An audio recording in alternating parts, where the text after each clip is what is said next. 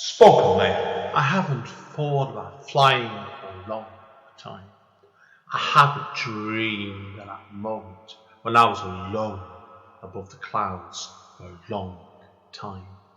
I haven't dreamed of waking up in a room surrounded in blue and green grass for more years than I could dream of remembering.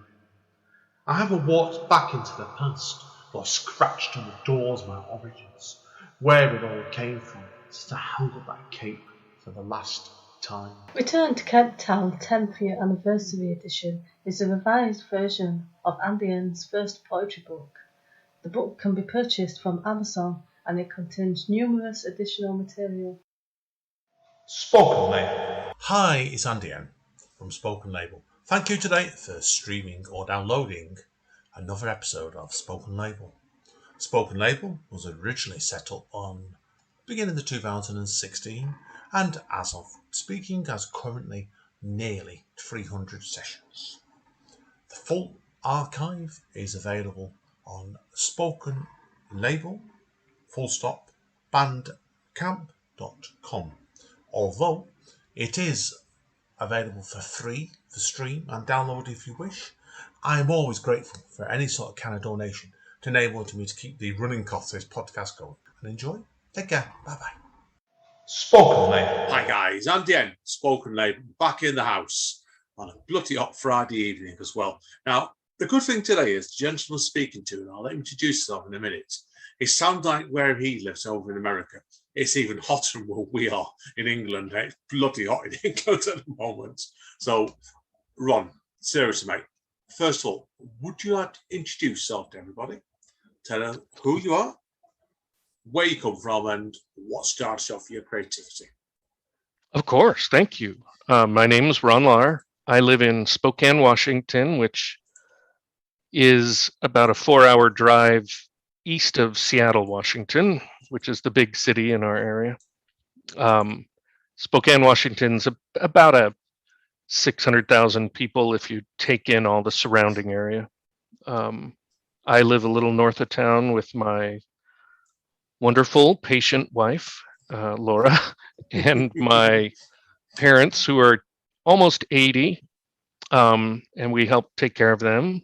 We have a gigantic garden.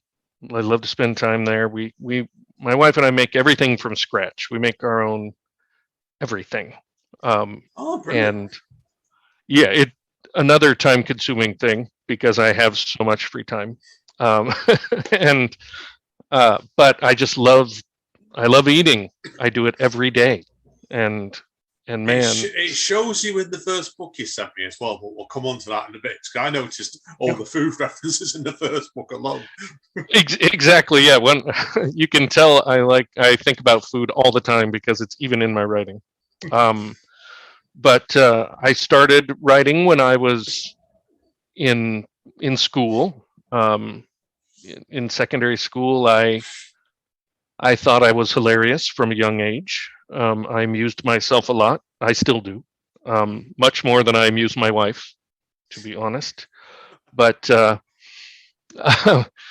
I would just think about things as opposed to paying attention in school. I would think about things, and then that would lead me down the road to writing. Like one of the first things I have that I still plan on releasing as a short story.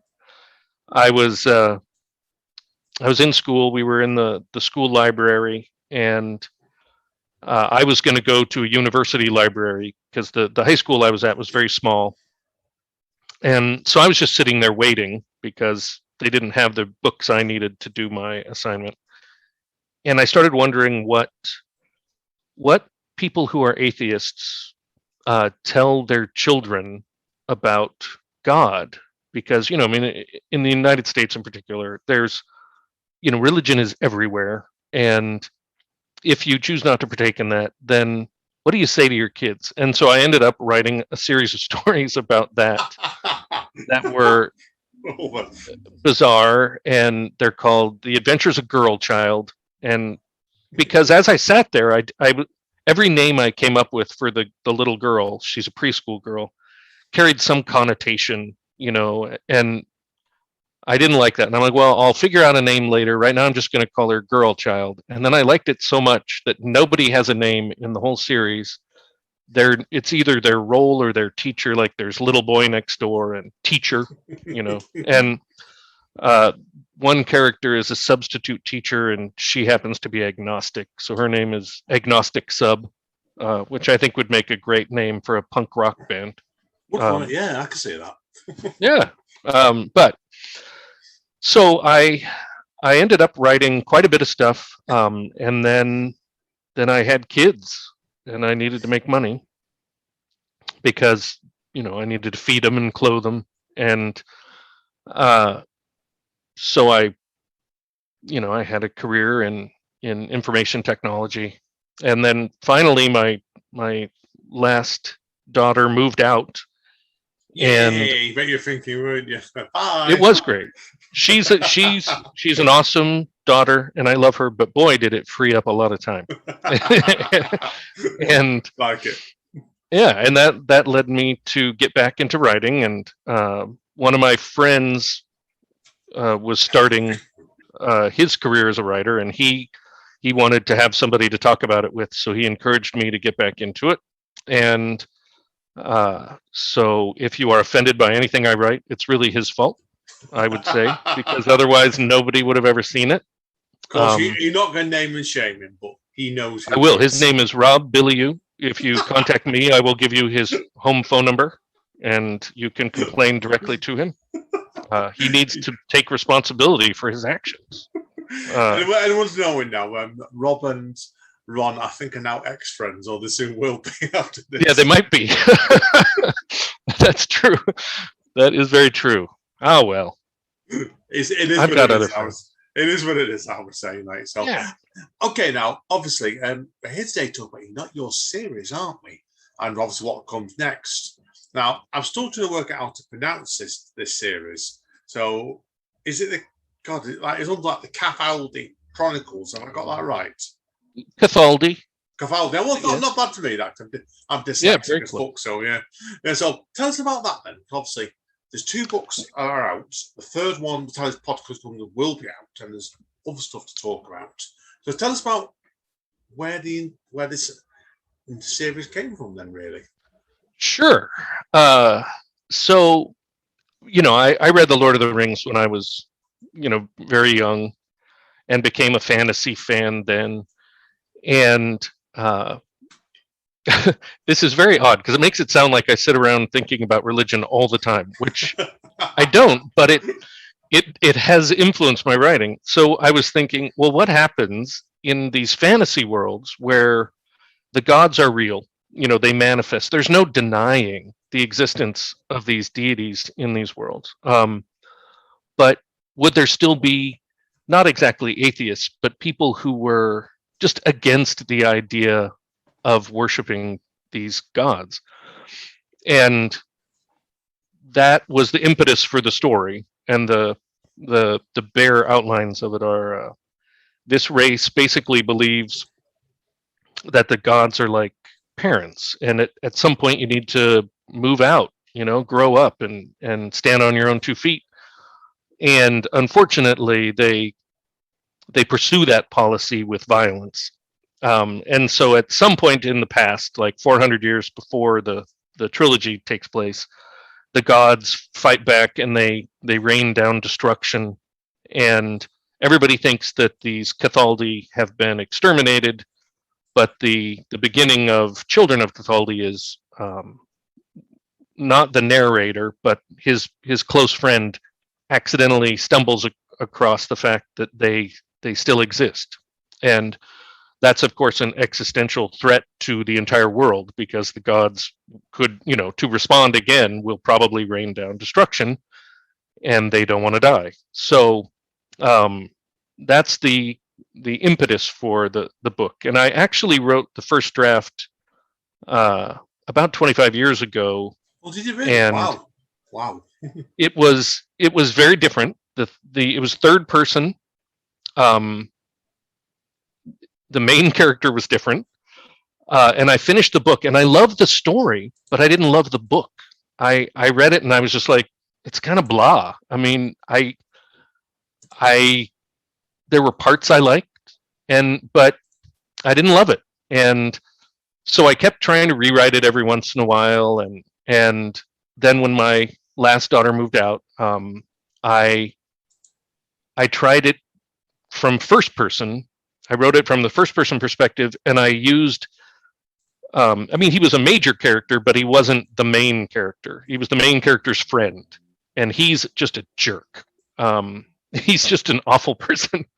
He's a thief. He's sarcastic. He's selfish. He's, immature, and he is telling the story. And the mechanism is it's as if you're at the pub with him, and he's just telling you a story. Yeah, I got that with him because I wouldn't say obviously his way the setting is. I've sat in pubs with people like that before now, and they just go on and on and on.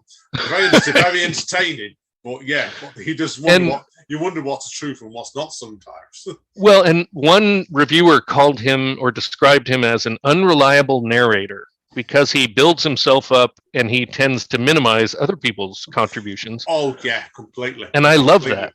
Yeah, I like that. He's an unreliable narrator, and so it's there's a lot more humor in it than the original draft. And I'll tell you, the second I started writing it, I loved it. I just, it's different, which I like. It may make it a little harder to market it because it's different, but it's definitely got its own feel. And there were a couple other things. When I wrote it 25 years ago, there was no Game of Thrones. And fantasy was more like Lord of the Rings, where none of the good guys ever died. You take on the entire world, and I mean, Lord of the Rings, there's 9 guys, 4 of them are hobbits that don't know anything about fighting, and the only one that dies is the traitor. And I'm like, in my book, a ton of people are going to die. So there is that. And then the other one was, this was the 90s, the early 90s, and American action movies with Sylvester Stallone and Arnold Schwarzenegger were very popular, and they were always spouting off these goofy taglines when they would kill somebody. Like Arnold Schwarzenegger stabs a guy with a pipe that is leaking steam, and he's like, "Let off some steam," and they were just ridiculous. I mean, funny, but ridiculous. So I wanted my bad guys not to talk. When they start fighting, they are completely silent. And early on, there's a character who he's like taunting this Kathaldi. He doesn't know he's Kathaldi, but he's taunting him, and the guy doesn't say anything and just kills him right away. So like it. Those were the 3 big motivations for the trilogy. And as it is right now, yeah, the third one is just about to come out, and then that will be obviously after this podcast goes live. If people are wondering, because that comes out at the end. It's still scheduled for the end of July, then, is it? No. Due to my personal stuff, it'll be August, but soon. Just not, editing, rewriting. I got a little bit more time to spend on it. I don't want it to be junk, I don't want it to stink.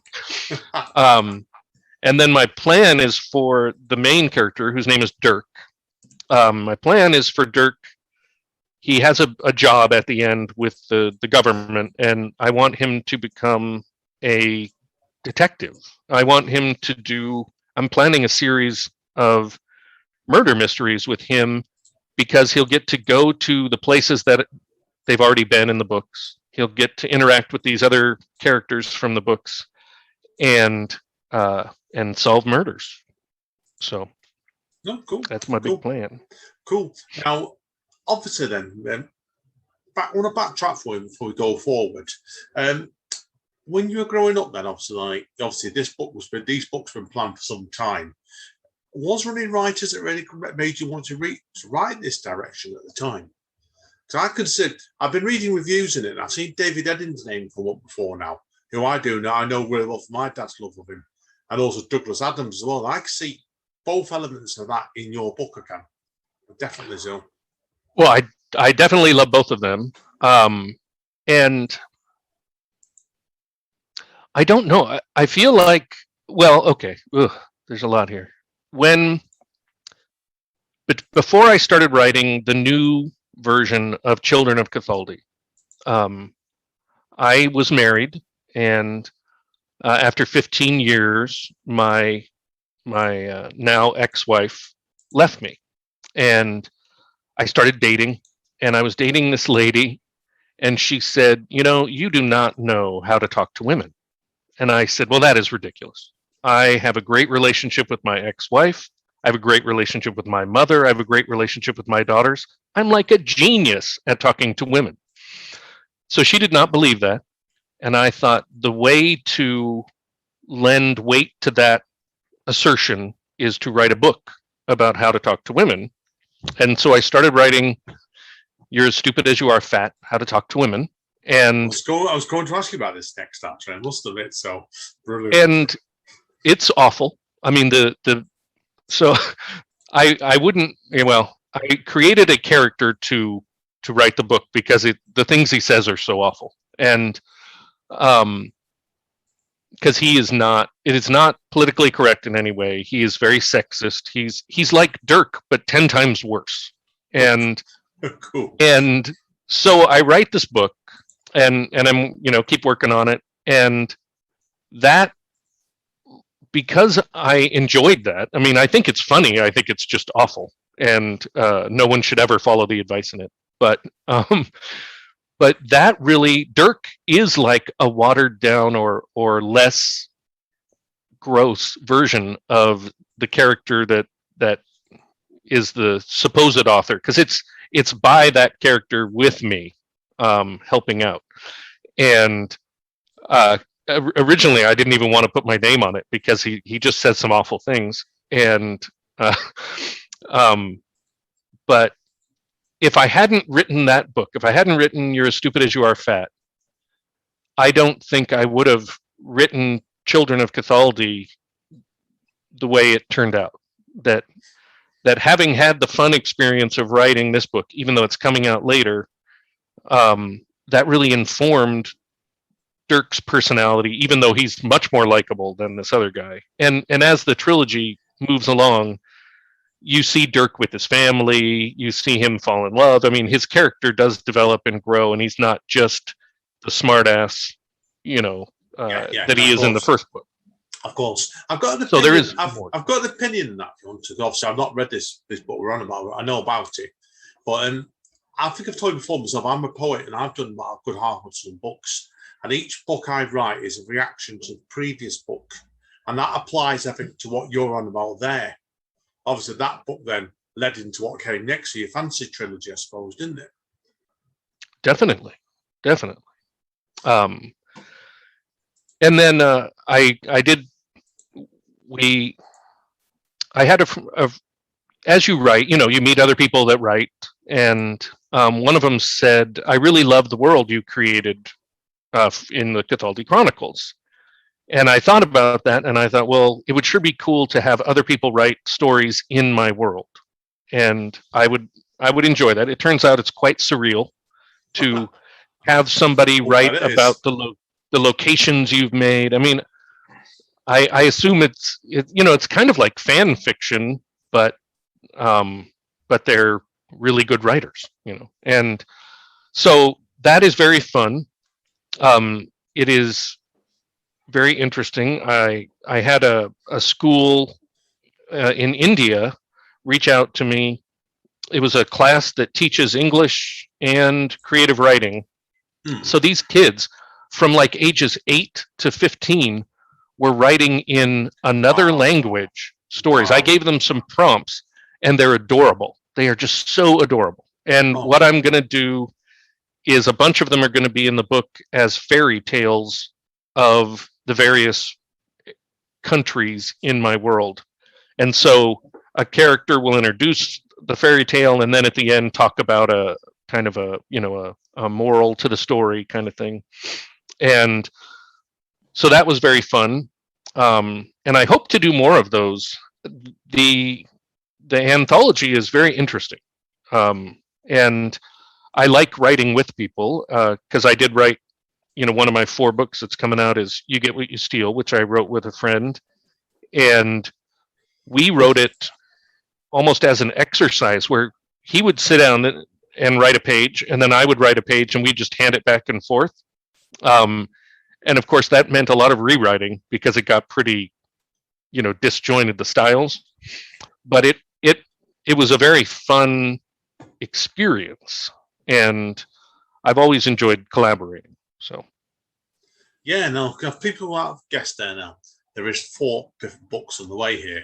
Like, I'm used to when I talk to writers, Ron, I'll be honest with you, mate. You say they've got a book on the way, maybe something else kind of just beyond that. Your case is you're really unusual. You've got 4 different projects on the go, which is absolutely phenomenal. Now, obviously, you've told us a little bit about You Get What You Steal. Tell us about where this project came from.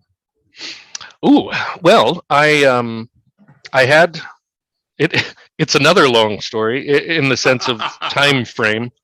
Right after I graduated from high school, I had an apartment in a bad part of town, and even though this is a small city, so it wasn't very bad, but it was bad for our area. And I would have friends over every week, and we would play poker and, drink beer and smoke cigars and play poker like we were grown-ups.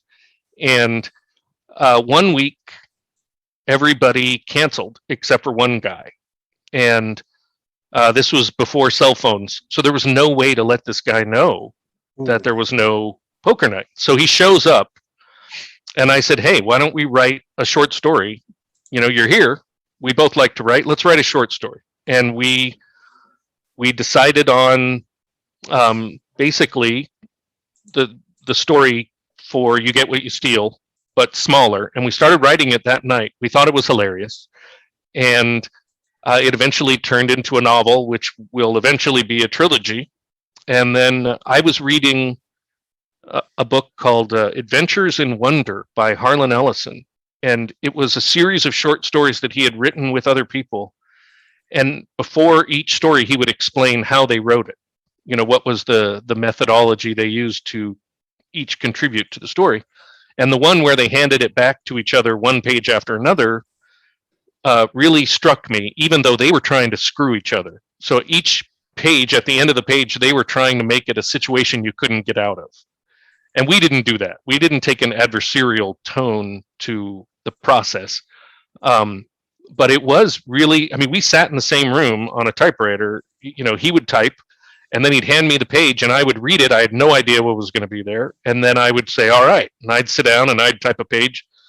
And we did that for the first draft. And a lot of what is in there is still in there in the book. But the story gets ugly. We both go to college, and we both went to kind of expensive private colleges, and my parents didn't have any money. So I was doing it all on loans and scholarships. But his parents did have some money, and they told him, if you go to a cheaper school, we'll not only pay for your school, but we will pay for your apartment and your food. You won't have to work. And so he did that, and then he had a bunch of free time. I still had to have a job. We're in different states at this point. And he kept working on the book, even though I wasn't there. And eventually he said to me, even though this was your idea and you wrote half of the book, I want it to be by me with you. And I said some profanity, some very rude things to him about that. And we ended up not even being friends for decades over this. Wow. And I reached out to him a while ago, and we started talking again and hanging out. And I said, we should just put this out. Let's rewrite it and put it out. And he had rewritten it since I had seen it, and I read it, and I wanted to hate it. I wanted to hate every change he had made because I'm a human being and I'm petty, and I didn't. There were a few things that I thought were kind of confusing, a few areas that I thought we could clean it up. But all in all, his work was great, and now we're going to put it out. So I do know one thing. There's no way I'm going to have 4 books next year because I can't go back and pick out books that I had in the past. Oh God! This will be my one big, big year of publishing, and then after that it'll be back to a book or two a year, unless I get a lot faster or find a drug that makes me write quicker. I don't know. A drug that keeps you awake all night, basically, doesn't it? So, God, yeah. Yeah, I think it's called cocaine. Obviously, Spoken Label does not obviously advertise about that writers need to use cocaine to get writing. No, we don't personally endorse that, but yeah, jokingly, yeah, we need to get on cocaine. God, yes. Good. I know another example of not taking my advice. That's just a rule people should have. Don't take Ron's advice. That's what I found when we agreed to do this. I couldn't believe you told me you had 4 books on the go this year. And that is just absolutely incredible. Have you found out then, since you agreed to do these 4 books this year, was there any point of it? Did you regret agreeing to do all this lot? Yes. Yes. Especially once my mom's condition worsened and I knew we had to prepare to sell our house, sell it, and then move. And my wife and I are both kind of pack rats. We have so much stuff, and we had to go through everything to decide if we were going to keep it or throw it away or donate it to charity. And that took a lot of time. And then just boxing it up. And we got rid of so much, but we still have so much. I mean, the house we live in now is a 4-bedroom, 3 living room, full formal dining room house. It's pretty big, and it was just chock full of everything. So knowing I had to do that, and thank goodness we're almost done with that process. But that really threw a lot of complications into the process of getting these books done. And my wife is amazing. I mean, obviously, she's willing to move with my parents until we build the guest house, and she's wonderful. But she is not incredibly enthusiastic about my decision to write. She's not unsupportive, but I always feel bad if I'm writing and she's there, because she'll be like doing chores or something productive that is immediately obvious it is helping the family, whereas I'm like writing and I feel a little guilty that I'm not emptying the cat litter box or something. And so this only made it worse, because we have so much to do that every time I would take time away for writing or promoting the books, it made me feel more guilty. But I also feel like it is very hard as an indie writer to reach your potential readers. Like, my stuff is pretty weird in the sense that, I mean, it fits in a small niche, and how do I reach? I believe there is an audience for my work, but I don't write to market. I write what I want to write, and then I hope I can find the people who will like it, who share a similar sense of humor or sensibility.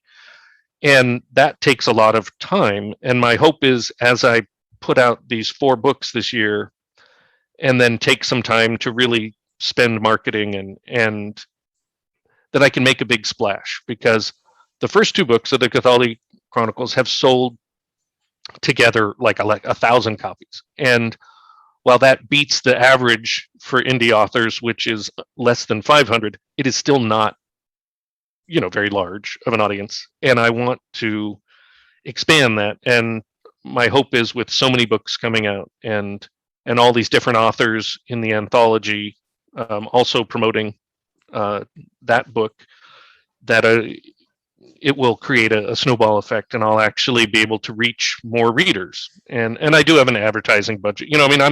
It's going to be a real push. And if I get to the end of the year and I still am not selling very many books, not reaching a lot of readers, that doesn't mean I'm going to stop. But I will have to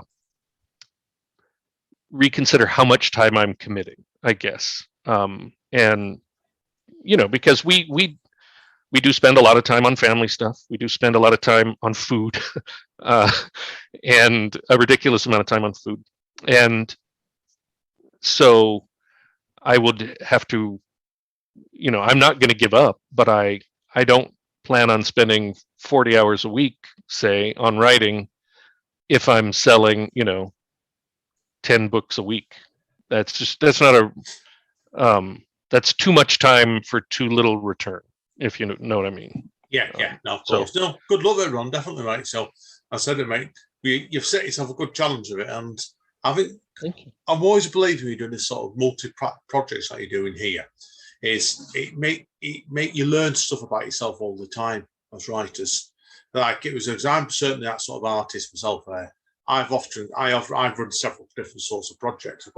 I'm a musician, a podcaster, a journalist, and a writer myself, and a co-run a literature night as well. So it's like, I think when you're doing stuff like you're doing, it's completely different. Everything is about the experience of it, and you learn somewhat from it. I think where someone may not go back to again, so you may think next year, oh, that worked. How do we improve it? That's how you're heading towards next year, probably. That makes a lot of sense. It has been, a very interesting experience from start to finish. But in the last year in particular, as I planned this out and then started working towards it, I'm happy I'm doing it. I think it is a worthwhile challenge. Definitely. And I love every aspect of it. The editing is fun. It's hard for me because reading other people's work, I want to be nice. I think there's always a way to critique something and not be a jerk about it. And so knowing how hard it is as an indie author to break out, I could never write a review of somebody's stuff and be mean about it. And I had a friend who is writing a short story for my anthology, and he wrote a book with his wife, and he gave it to me to read, and there were some real problems with it, and I was a total coward, and I did not tell him the honest truth. And then he wrote the short story for my book, and I had to be more, it's my book. I'm like, man, there's some real problems with this, and I gave him a lot of feedback, and luckily he loved it. And unfortunately, he said at the end, he took it all very well, but at the end he said, now you need to do that every time I give you something to read. And I was like, oh no, I really dug myself a hole there. The word is hand on face now, basically. yeah. So, but I discovered I do like the editing, and I love writing in different genres. I mean, really, while they all have a humorous component to them, science fiction, fantasy, and then the self-help parody, they are very different. So I enjoyed that. Of course, it shows definitely everything you're doing there. Right, we're going to wrap up this bit now, Ron, anyway, because I'm not going to give you time to do a bit of reading for us. So, but a couple of quick things to conclude with before we get to that is, number one is obviously the 4 projects in question. You give me rough dates when they're all getting released, but I'm guessing it's all changed now. So do you have rough release dates for all 4 of these projects? Well, yes and no. I have some. I don't think they're very accurate because for the first time in my life, we hired movers, and that did not work out at all. We ended up, the movers came on a day that was the hottest we've had ever here. Oh, so they were moving very slowly. Ooh, they had to take a lot of breaks, to hydrate, and one of them started to feel bad from heat exhaustion or something, and so they ended up not doing much at all. So my wife and I have had to spend the last 3 weeks doing what we thought would be done 3 weeks ago, and that has very much affected the schedule. So, I mean, I do expect the book 3, Destroyers of Kathaldi, and You're as Stupid as You Are Fat, How to Talk Normal. I do expect both of those to come out in August, probably at the end of August. And then the others I expect will be late October, early November, the other 2.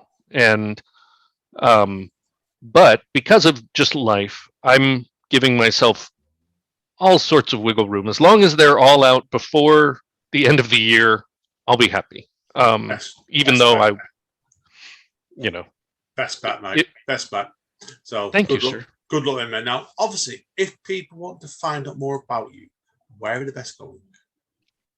The easiest thing is to go to my really ugly website, Kathaldi.com, Kathaldi.com, and that lists all the other ways to get in touch with me. Facebook, Twitter, the email. You can email me, and then I'm about to. That's funny. I never even mentioned this, I don't think, but I'm about to start doing something on YouTube, where, as we moved, we discovered we have so much alcohol. I mean, a ridiculous amount.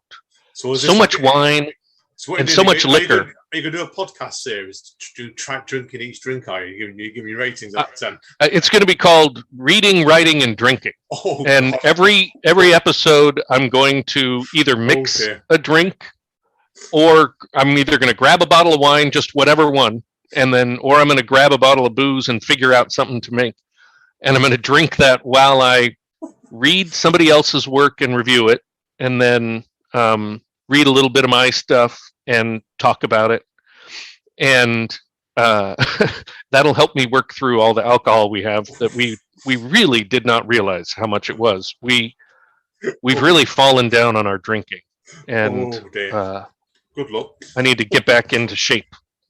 So that'll be listed there. And it also has a list of, like your show will be listed there, and whatever interviews I do.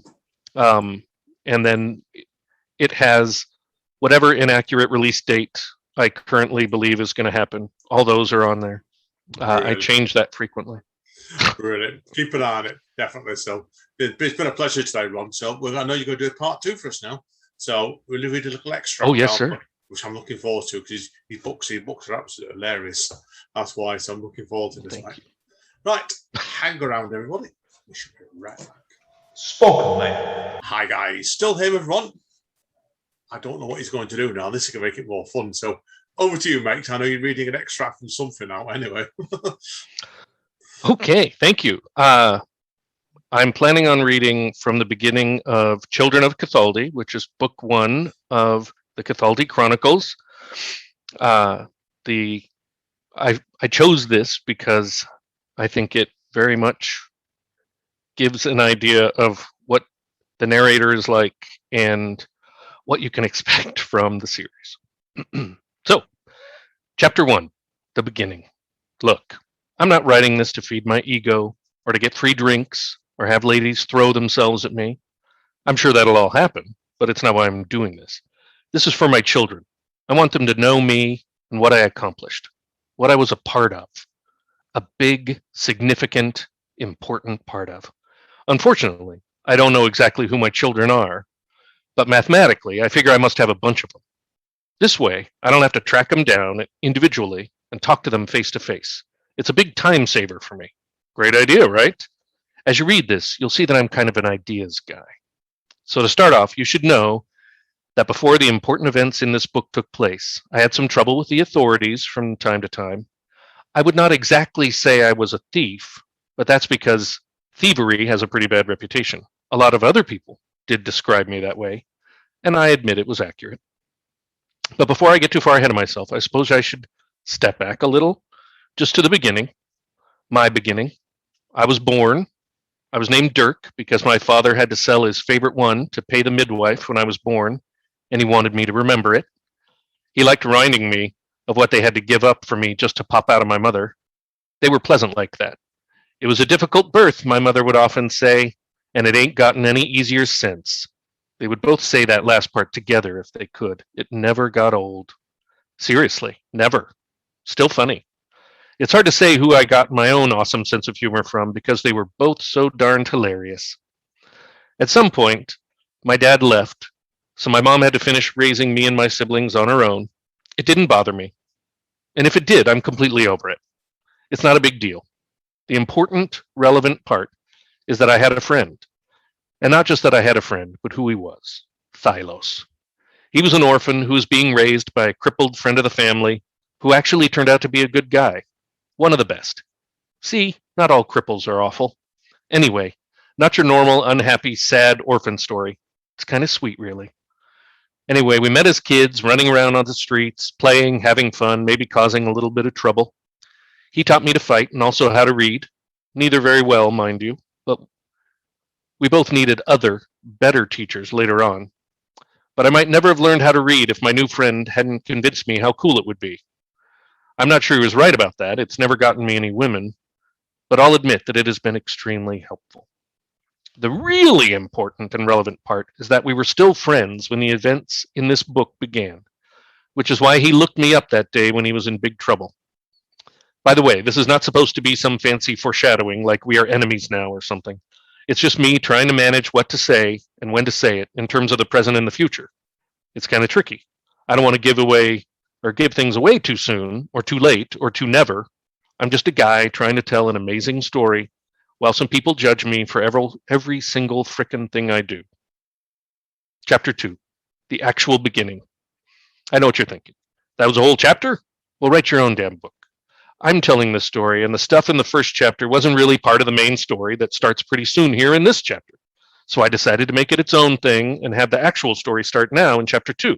Happy? Unhappy? Great, because I don't care. As far as I know, you're reading this 1,000 years in the future, and I've been dead for most of that time. Anyway, one day I was relaxing at home in my place in Anstren, one of the northern border cities, when there were a series of loud knocks on my door. I answered it carefully, dagger in hand, because people can misunderstand things that you do, judge you for your past actions. But it was my old friend Thylos.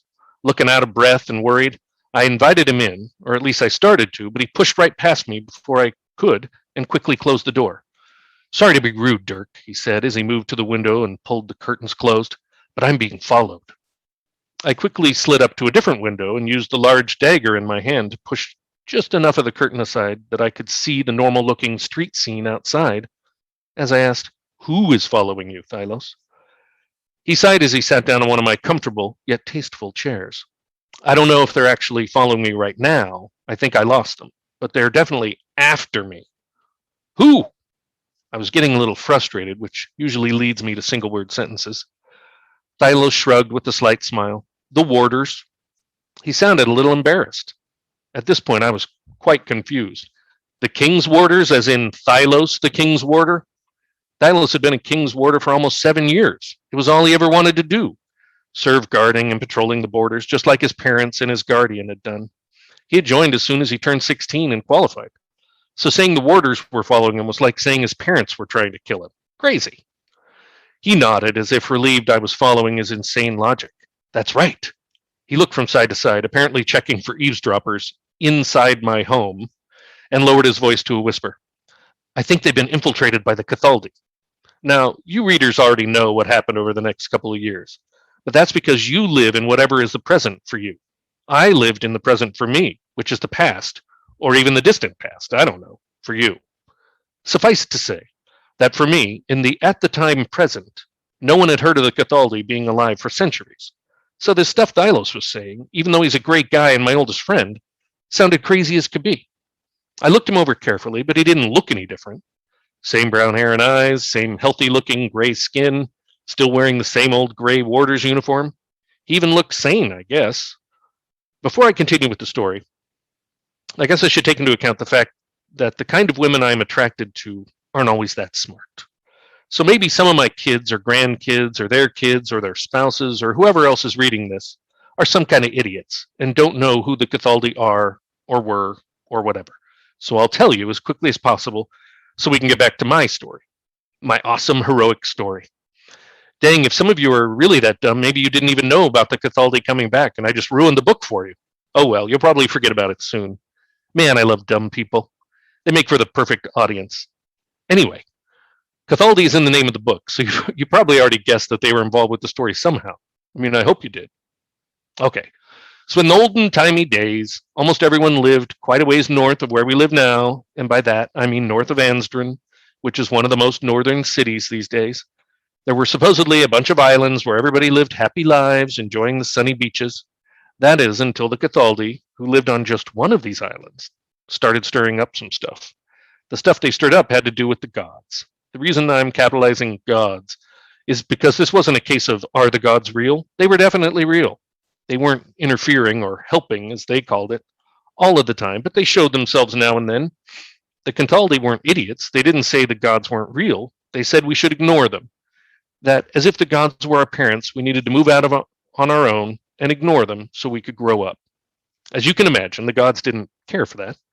At first, though, the Kathaldi only lived on one island, and there were almost 100 islands, and all of the rest of them were full of normal people who worshiped the gods the way they were supposed to. So the gods are like, no problem. Our true believers will prevail against these doofuses. Or is that doofuses? I'm not a scholar. Either way, hopefully you know what I'm talking about. But the gods are like, we'll be fine. Of course, the gods were wrong. And I'm not trying to be sacrilegious here. I'm just continuing the gods are like parents analogy, because my parents were wrong all the time. Especially my dad, who left because none of us would ever amount to anything. I mean, I became one of the greatest heroes ever. So obviously my dad's an idiot. I mean, I don't care either way because he was a jerk and I'm well adjusted. Screw him. See? Anyway, the big problem is that unlike most of the other islands who were just trying to get along and didn't care what every other island was doing or thinking, the Kathaldi wanted everyone to agree with them, and even to do what they said. It was like they were the wives, and the rest of the islands were all husbands. So the Kathaldi started attacking the other islands. But they were pretty smart. They only attacked one island at a time. They also prepared, sometimes for years, before they attacked an island. During that time, they would send agents to their target island and try and pave the way for an invasion with bribery or lies or whatever would help them take the island over. At the same time, they developed an entire class of people on the island of Kathaldi who were dedicated to the conquest of the other islands, the warrior monks of Kathaldi. Ironically, taking over the other islands was almost a religion to the warrior monks of Kathaldi. It's ironic because they were basically fighting the idea of religion, right? They argued that no one could ever be considered an adult if everything they did was dictated by the gods. We have to be able to make our own decisions, they would all shout. Man, I hate those guys.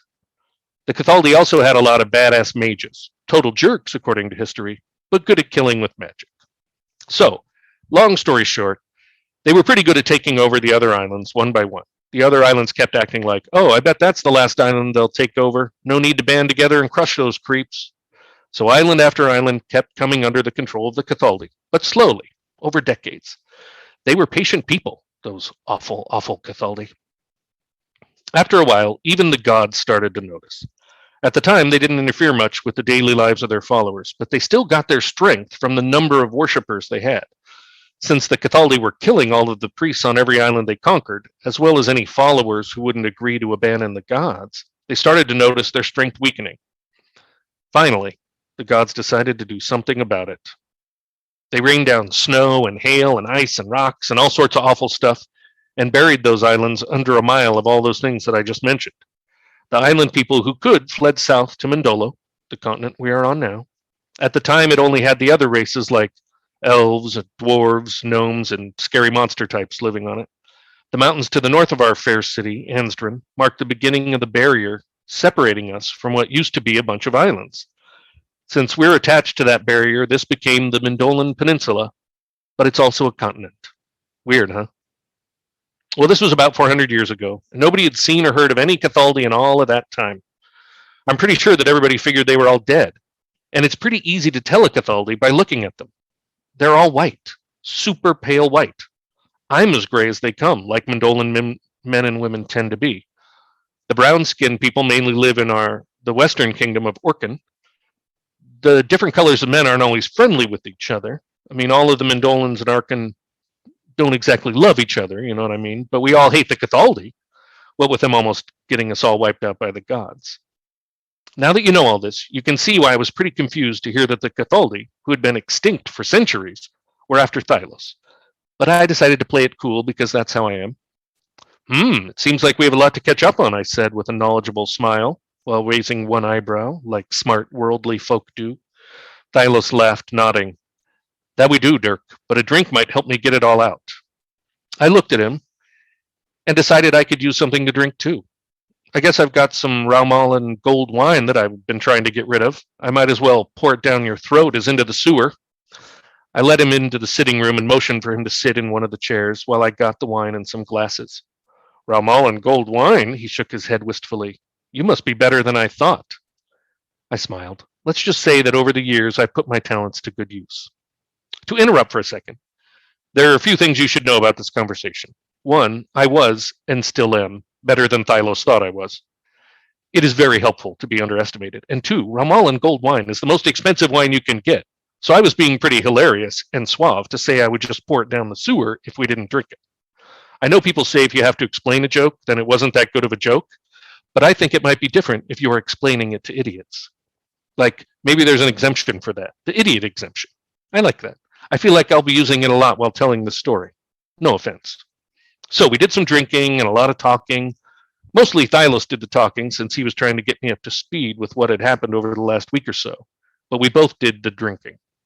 By the time he was finished, we were off of the excellent Raumal and gold wine and onto my normal drink, super crappy and cheap wine. But it was still wine, and once you've had a few glasses, what's the difference? It's just being good with money at that point. I apologize for the fact that I'm going to have to fill you in on what happened to Thylos before he came to my place, but I wasn't there, so it's pretty hard for me to describe what happened as if I were. Plus, I tried writing some stuff into third person, and it was awful. Here's a sample of what I wrote where I imagined the leaders of the Kathaldi recently meeting to plot against the rest of the world. The evil Kathaldi main leader guy walked into the evil meeting room early to soak up all the evil vibes from all the evil that had happened there over the last 400 years. Man, we have done some awesome evil, haven't we? Those were great times. He smiled evilly as he perused his evil memories, stroking his little chin beard thing slowly. I can't wait for all the other evil Kathaldi leaders to get here so we can plan some more evil against all those other non-super pale people that we all hate so much. So as you can imagine, I don't want to talk about this a lot, but suffice it to say that it sucked, and I stopped pretty quickly and decided to only describe what I lived through. So all of this next chapter is entirely stuff Thylos said, so it could be accurate. It could be colored by his beliefs or memory, or by not wanting to embarrass himself, or he could just have totally lied to me. But the last thing is not like Thylos at all. He could be wrong, very wrong, but he is not a liar. When he tries to lie, it is so obvious. It's almost funny. Such a goody-goody. But no one is perfect, even me. Fantastic, brilliant. That's give people a good flavour of your voice to the writer then as well. Definitely brilliant, absolute tremendous, Ron. I've really enjoyed that today, mate. Oh, thank you. Right, anyway, mate, that's it for today, guys. So thank you again, Ron. I said before, it's been a pleasure today.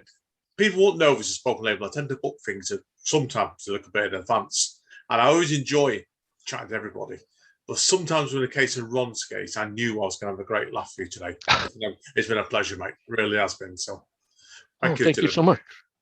Thank you so much. It was a pleasure for me too. Hang around, Ron. Anyway, I do need to speak to you off mic. This is Andy M. Signing out. Take care, guys and girls. See you all soon. Spoken, mate.